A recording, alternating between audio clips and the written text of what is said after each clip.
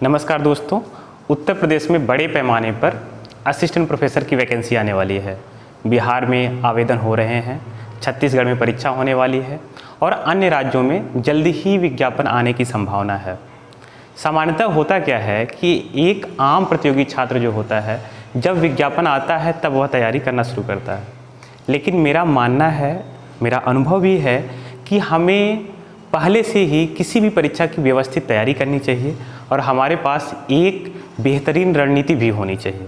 तो आज इस वीडियो के माध्यम से मैं आपसे बात करूंगा कि कैसे बने असिस्टेंट प्रोफेसर।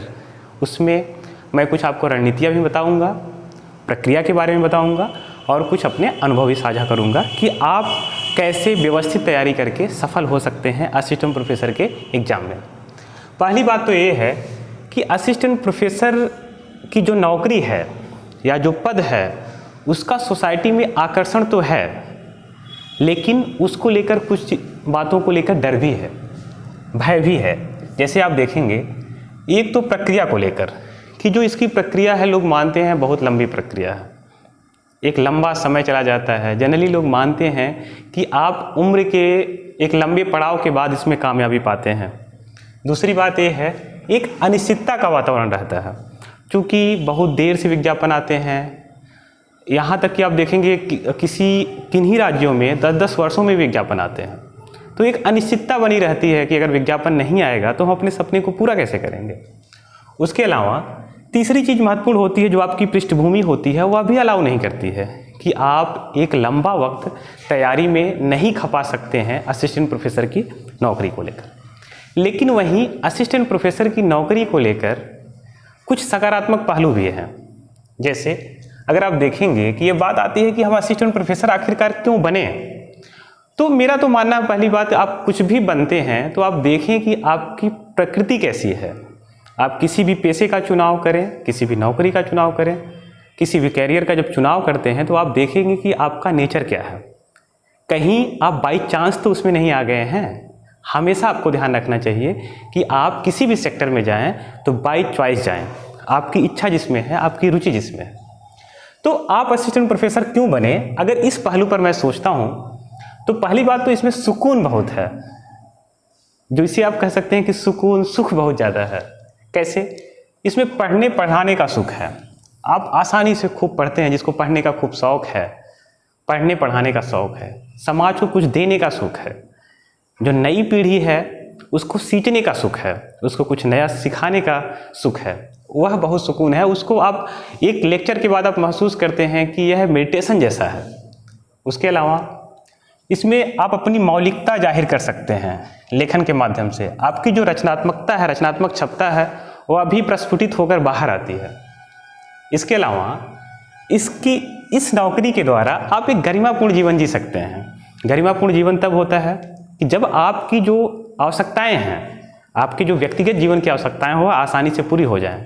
उसमें सभी प्रकार की आवश्यकताएं, आपकी आर्थिक, सामाजिक, व्यक्तिगत जितनी भी आवश्यकताएं हो पूरी होनी चाहिए। तो व्यक्तिगत जीवन जीने के लिए इसमें ढेर सारा आपके पास समय मिल जाता है, इससे आप आराम से रहते हैं।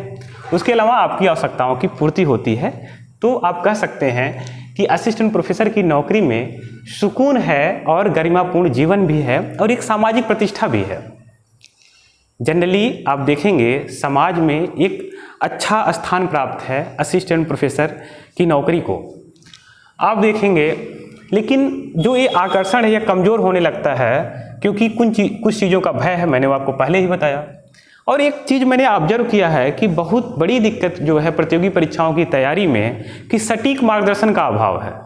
चाहे वह सिविल सेवाएं हो, चाहे जो एक दिवसीय परीक्षाएं होती हैं, चाहे असिस्टेंट प्रोफेसर का ही एग्जाम क्यों ना हो, उसमें आप देखेंगे सटीक मार्गदर्शन का अभाव है। बाजार में ढेर सारी सामग्री उपलब्ध है, कोचिंगों का एक प्रकार से पूरा बाजार है, लेकिन तब भी आप देखेंगे सटीक मार्गदर्शन नहीं मिलता है कि आप व्यवस्थित तैयारी कैसे करेंगे।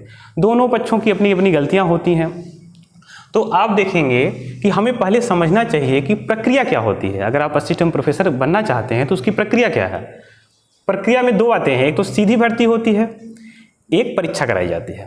सीधी भर्ती का मतलब है कि डायरेक्ट इंटरव्यू लिया जाता है। सामान्यतः जो केंद्रीय विश्वविद्यालय हैं वहाँ पर डायरेक्ट इंटरव्यू लिया जाता है। उसमें जो प्राथमिकता दी जाती है आपकी एपीआई को दी जाती है। आपको पता है कि जब आप पीजी करते हैं उसके बाद आप शोध करते हैं। शोध के लिए आपको नेट का एग्ज़ाम पास करना होता है। आप पीएचडी में इनरोल होते हैं। अभी तो एमफिल समाप्त कर दिया गया है, तो आप पीएचडी में इनरोल होते हैं। किसी एक टॉपिक का चुनाव करते हैं, उस पर आप रिसर्च करते हैं। अगर आप नेट रहते हैं तो केंद्रीय विश्वविद्यालय में आपको कुछ फेलोशिप मिलती है। अगर जेआरएफ रहते हैं तो यूजीसी द्वारा आपको फेलोशिप मिलती है। तो अगर आप नेट जेआरएफ होते हैं और पीएचडी करते हैं तो जब आपकी पीएचडी पूरी हो जाती है तो एपीआई में उसको आपका नंबर मिलता है। उसके अलावा जब आप शोध करते हैं तो आपको रिसर्च का पब्लिकेशन करना होता है। जो आप शोध करते हैं उस पर रिसर्च पेपर भी लिखते हैं, अलग अलग विषयों पर आप रिसर्च पेपर लिखते हैं, उसका आप प्रकाशन करते हैं। यूजीसी की केयर लिस्ट है उसमें प्रकाशन करते हैं तो उसमें आपको नंबर मिलता है।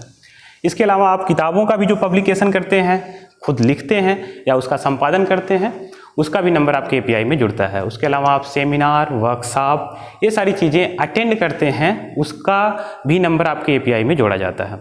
और ये सारी चीज़ें एपीआई के आधार पर आपका इंटरव्यू होता है और उसमें आपके विषय से सवाल पूछे जाते हैं। आपकी जिसमें विशेषज्ञता है उसमें सवाल पूछे जाते हैं, उसके आधार पर आपका चयन किया जाता है। तो सामान्यतः आप देखेंगे सेंट्रल यूनिवर्सिटीज़ में आप, और इसमें आरोप भी लगाए जाते हैं। आरोप इस बात का लगाया जाता है कि इसमें भाई भतीजावाद और तमाम प्रकार की जो भ्रष्टाचार के जो विविध रूप हैं वो शामिल रहते हैं। कुछ हद तक बातें सही भी हो सकती हैं, कि जो र्यूमर्स होते हैं सही भी हो सकते हैं, लेकिन एक बात ये भी स्वीकार करनी होगी कि हमने शोध की दिशा में बहुत बेहतर कार्य नहीं किया है। तो जो हमारे शोध मित्र भी कर रहे मित्र भी जो हैं, हमने ऑब्जर्व किया है कि शोध में वो ज़्यादा समय नहीं देना चाहते हैं। शोध में मौलिकता की कमी है। आप देखेंगे रिसर्च एंड डेवलपमेंट में बहुत कम खर्च किया जाता है हमारी सरकारों द्वारा, और हम उसमें बहुत इंटरेस्ट भी नहीं लेते हैं, बहुत मन से शोध भी नहीं करते हैं। तो एक सिरे से सरकारों पर, सिस्टम पर भी आरोप मर देना सही मुझे नहीं लगता है। दूसरी बात यह है कि परीक्षा के जरिए आपकी भर्ती होती है। यह आप देखेंगे कि विभिन्न प्रकार के जो आयोग हैं उनके द्वारा भर्ती की जाती है। जैसे उत्तर प्रदेश का उच्चतर शिक्षा सेवा आयोग है, उसके द्वारा भर्ती की जाती है। बिहार में भी यही स्थिति है। अलग अलग राज्यों में अलग अलग आयोग हैं जिनके द्वारा असिस्टेंट प्रोफेसर की भर्ती की जाती है। उसमें यूपी के बारे में अभी मैं व्यवस्थित आपको बताऊंगा। एमपी में क्या होता है, मैंने एग्जाम दिया भी था, 200 प्रश्न पूछे जाते हैं। इंटरव्यू वहाँ पर नहीं होता है, 200 प्रश्न पूछे जाते हैं और उसी की मेरिट बनती है, उसके आधार पर आपका चयन किया जाता है। जनरली आप देखेंगे जो प्रश्नों की प्रकृति होती है वह बहुत टफ नहीं होती है, लगभग फैक्चुअल होती है। उत्तराखंड में भी यही स्थिति होती है, परीक्षा होता है, इंटरव्यू होता है। छत्तीसगढ़ में, हरियाणा में यही स्थिति है। बिहार में तो एपीआई के माध्यम से होता है। तो कुछ राज्यों की अपनी प्रक्रियाएं हैं, उनको आपको ध्यान रखना है। कहीं कहीं स्पेशल भी पूछा जाता है, जैसे छत्तीसगढ़ स्पेशल का प्रावधान किया जाता है। उत्तराखंड में भी कुछ सवाल, एमपी में भी कुछ रहते हैं। ये प्रक्रियाएँ रहती हैं। उसके अलावा अगर हम फिर बात करें उत्तर प्रदेश की, क्योंकि उत्तर प्रदेश में अभी हाल ही में विज्ञापित होने हैं पद और ढेर सारा पद आने वाला है, लगभग 4500 पदों का अधियाचन प्राप्त हुआ है। तो आप कह सकते हैं कि अभी तो निदेशालय में बात ही चल रही है कि एक बड़ी संख्या है जिस पर भर्ती होनी है। तो उत्तर प्रदेश में परीक्षा होती है और साक्षात्कार होता है। परीक्षा जो होती है उसमें 100 प्रश्न पूछे जाते हैं जो कि 200 अंकों का होता है। ये जो 100 प्रश्न होते हैं इसमें जो आपके 70 प्रश्न रहते हैं, 70 प्रश्न जो रहते हैं आपके विषय से रहते हैं, और जो 30 प्रश्न रहते हैं यह सामान्य ज्ञान से पूछे जाते हैं। और इसका व्यवस्थित रूप से सिलेबस है, उसको आपको ध्यान देना होगा। तो 70 प्रश्न आपका जो विषय है जिसमें आपने पीजी किया है, रिसर्च किया है, नेट क्वालिफाइड है, और 30 प्रश्न है। और आप जानते हैं परीक्षा आपको देने के लिए आपके पास सिर्फ योग्यता होनी चाहिए नेट। किसी भी कमीशन का आप फॉर्म भरते हैं उसके लिए आप जानते हैं नेशनल एलिजिबिलिटी टेस्ट होता है, उसको आपको पास करना होता है। तो उत्तर प्रदेश में ये स्थिति है। उसके बाद 30 नंबर का आपका साक्षात्कार होता है जिसमें बोर्ड में विविध प्रकार के आपसे सवाल, आपके विषय से, आपकी रुचियों से, आपके शोध से सवाल पूछे जाते हैं। तो इतनी चीज़ों को जानने के बाद महत्वपूर्ण बात ये आती है कि असिस्टेंट प्रोफेसर में सफल होने के लिए आपकी रणनीति क्या होनी चाहिए। मैं फिर उसी बात को दोहराऊंगा कि ज़्यादातर लोगों को मैंने देखा है जब कोई भी फॉर्म आता है तब वह परीक्षा की तैयारी शुरू करते हैं, या वर्ष भर प्रतियोगी छात्र, व्यक्तिगत मजबूरियां भी हैं लेकिन कुछ गलतियां भी करते हैं कि आपका कमिटमेंट नहीं रहता है। तो उसमें होता क्या है कि लगातार भागते रहते हैं, परीक्षा के मोड में साल भर रहते हैं, तो व्यवस्थित तैयारी नहीं हो पाती है। और पद आप जानते ही हैं कम आते हैं तो संघर्ष बहुत ज़्यादा होता है। आप देखेंगे कि आपका जो कंपटीशन है, जो बड़े बड़े लोग हैं, सीनियर लोग हैं, उनसे होता है। तभी लोग कहते हैं कि जो असिस्टेंट प्रोफेसर होते हैं वह बहुत उम्रदराज लोग होते हैं, लेकिन मेरा मानना है ऐसा नहीं होता है। तो आप देखेंगे कि आपकी रणनीति क्या होनी चाहिए। पहली बात तो आप पाठ्यक्रम को देखें, आप सिलेबस को देखें। किसी भी एग्जाम को आपको क्वालिफाई करना है तो आप सिलेबस को ध्यान देंगे कि पाठ्यक्रम क्या है उस परीक्षा का। असिस्टेंट प्रोफेसर के का जो सिलेबस है उसको आप डाउनलोड कर लें, या आप ढेर सारी गाइड आती हैं उसमें दिया रहता है, उसको आप देख लें। तो पाठ्यक्रम का व्यवस्थित अध्ययन करें, जितना भी पाठ्यक्रम दिया हुआ है उसका व्यवस्थित अध्ययन करें। और मैं बताऊं कि आप देखेंगे कि नेट से बहुत ज़्यादा बड़ा स्टैंडर्ड नहीं होता है, कम ही स्टैंडर्ड होता है, तो आप आसानी से तैयारी कर सकते हैं। व्यवस्थित अध्ययन करने का मतलब ये होता है कि आप प्रामाणिक पुस्तकें पढ़ें, जितने भी खंड हैं उनकी आप प्रामाणिक पुस्तकें पढ़ें, जिससे कि फैक्चुअल नहीं बल्कि जो एनालिटिकल क्वेश्चन आते हैं, जो विश्लेषणात्मक प्रश्न आते हैं, उनको आप आसानी से हल कर पाएँ। इसके अलावा जो परीक्षा में पूर्व परीक्षा में पूछे गए प्रश्न हैं उनको आप ध्यान दें। उनको पढ़ने से ये होगा कि आप जो उसका मानक है, जो परीक्षा का मानक है, जो क्वेश्चन के मानक हैं, जो स्टैंडर्ड हैं, उसको आप पकड़ पाएंगे। आप समझ पाएंगे कि आपकी जो परीक्षा होनी है उसमें क्वेश्चन का स्टैंडर्ड कैसा रहेगा। तो आसानी से स्टैंडर्ड जब आप समझेंगे तो आप समझ जाएंगे कि आपको किन सामग्रियों का चुनाव करना है, कैसे पढ़ाई करनी है, कैसे व्यवस्थित स्वरूप देना है। इसके अलावा रिवीजन करें, जो पूर्व प्रश्न है उनका भी रिवीजन करें, और आप अब इसमें जो व्यवस्थित अध्ययन करने के बाद आप खुद अपना नोट्स बनाएं और उस नोट्स का भी रिवीजन करें। और जो पूर्व में पूछे गए प्रश्न हैं, ज़्यादातर आप देखेंगे ज़्यादातर प्रश्नों का दोहराव भी रहता है, इस पर विवाद भी रहता है। तो जो प्रश्नों का दोहराव होता है तो अलग अलग कमीशन में जो प्रश्न पूछे जाते हैं उनको आप पढ़ें, नोट डाउन करें। इसके अलावा नेट में जो प्रश्न पूछे गए हैं उनको भी आप व्यवस्थित रूप से पढ़ें। तो रिवीजन एक बहुत बड़ी चीज़ है, लेकिन यह रिवीजन रट्टा मारना नहीं होना चाहिए। यह रिवीजन व्यवस्थित अध्ययन के बाद होना चाहिए, या किसी एक गाइड का उपयोग कर सकते हैं।